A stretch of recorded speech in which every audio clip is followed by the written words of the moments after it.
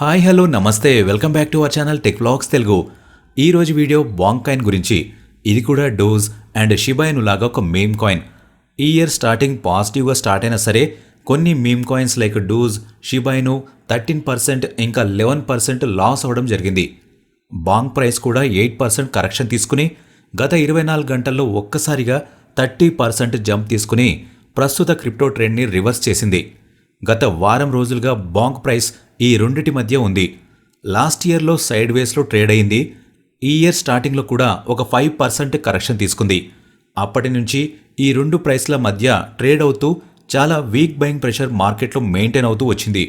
కానీ ప్రస్తుతం ఇది అవుట్ బ్రేక్ అవ్వడానికి ట్రై చేస్తుంది.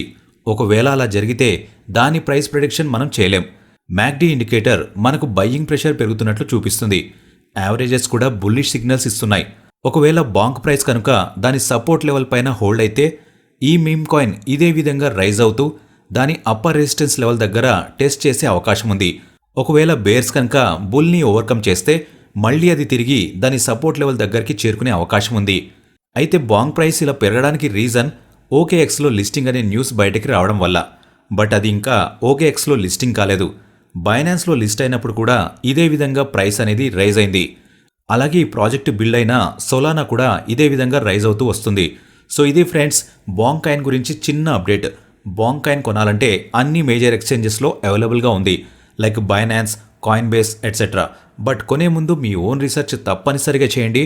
అండ్ బాంగ్ కాయిన్ గురించి ఇంకా ఫుల్ డీటెయిల్డ్ వీడియో కావాలంటే కామెంట్ చేయండి. సో మరొక వీడియోతో మళ్ళీ కలుస్తాను. Until then take care, bye bye, జై హింద్.